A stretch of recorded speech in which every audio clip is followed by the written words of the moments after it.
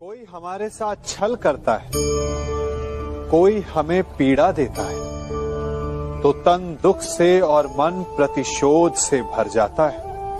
फिर हम प्रतिकार चाहते हैं, अपने मन की अग्नि को शांत करने के लिए प्रतिशोध चाहते हैं।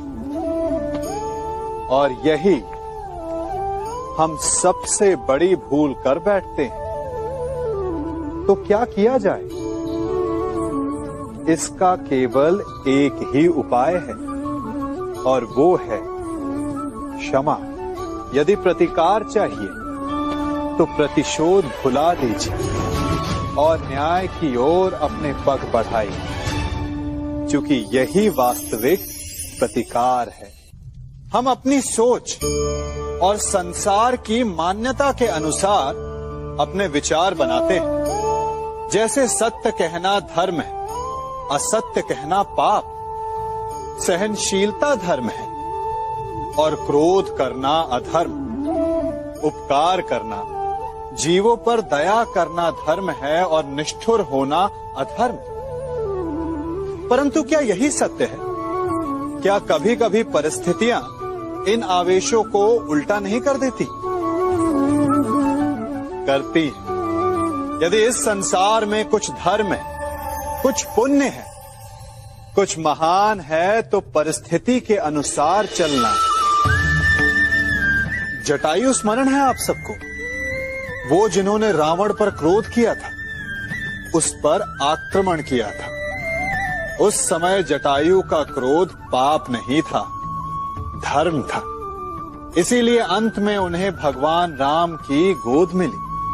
और कुछ ऐसे भी होते हैं जो धर्म को सहनशीलता समझकर हर अन्याय को सहते हैं और अंत में वो बाणों की शैया पाते हैं। यदि कोई पशु या व्यक्ति अकारण आक्रमण करके किसी निर्दोष के प्राण लेने की चेष्टा करे, तो उसके रक्षा हेतु उसका वध कर देना पाप नहीं, समय की मांग है।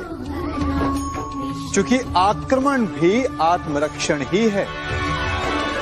यदि किसी दुष्ट की सहायता करने से सामान्य मनुष्य को कष्ट पहुंचे, पीड़ा पहुंचे, तो उसे सहायता ना देना ही धर्म है। अकारण क्रोध अस्वीकार्य है, परंतु यदि क्रोध से कुछ शुभ हो, पाप बाहुभीत हो, तो क्रोध और दंड भी धर्म ही है। स्वीकारण, सत्य का स्वीकारण मनुष्य के लिए बहुत ही महत्वपूर्ण है। जब तक मनुष्य सत्य को स्वीकार नहीं करता, उसे असत्य से लड़ने की शक्ति प्राप्त नहीं होती। जब आप भोजन करते हैं तो क्या होता है?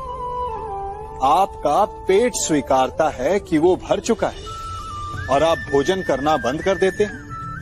जब आपको निद्रा आती है तो क्या होता है? आपका मन स्वीकारता है कि आपका शरीर थक चुका है और उसे विश्राम की आवश्यकता है। उसी प्रकार जब आपको किसी व्यसन को रोकना हो, तो आपको स्वीकारना पड़ता है कि बहुत हो चुका, चाहे वो लालच हो या मदिरापान। उस व्यसन का त्यागना तभी प्रारंभ होता है जब आप ये स्वीकार कर लेते हैं कि आप उस व्यसन के बंधक हैं।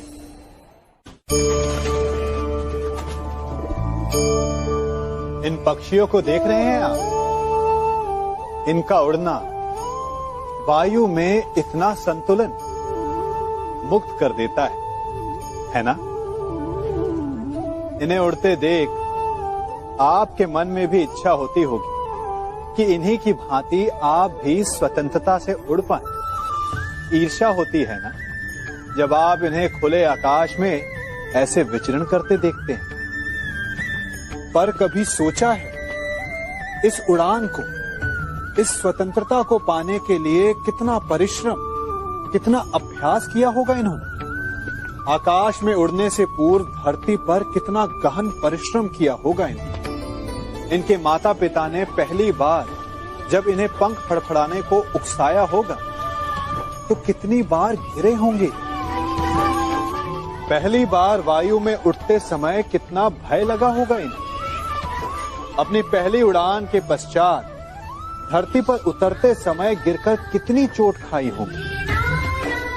इस उड़ान का, इस स्वतंत्रता का ये मूल है। यदि आप ये दे सकते हैं तो अवश्य आप भी इस स्वतंत्रता को पा सकते हैं। इन पक्षियों की भांति ही अपने चारों ओर जब भी आप किसी सफल मनुष्य को देखें तो उससे ईर्ष्या ना करें। उसके परिश्रम और पीड़ा को समझने का प्रयास करें जो उसने यहां तक पहुंचने में पाई है। प्रेरणा लें, प्रयास करें और स्वयं भी सफल हो जाएं। हमारे जीवन का मूल आधार है करुणा। करुणा क्या है? करुणा दया नहीं, करुणा वो भाव है जिससे हम दूसरे की समस्या को समझते हैं।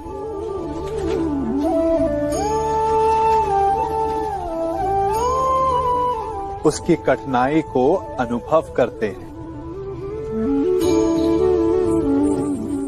इस संसार में सारे संघर्षों का मूल है एक दूसरे की परिस्थिति को ना समझना, और इस समस्या का हल है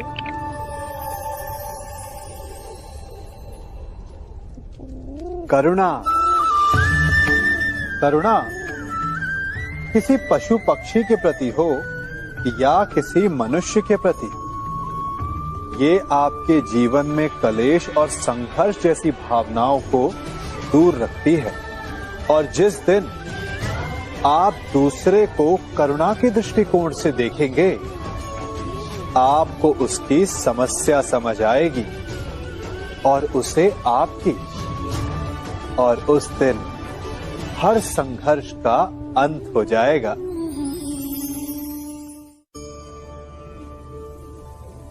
कभी सोचा है हमारा जीवन भी उस रेत की घड़ी की भांति है?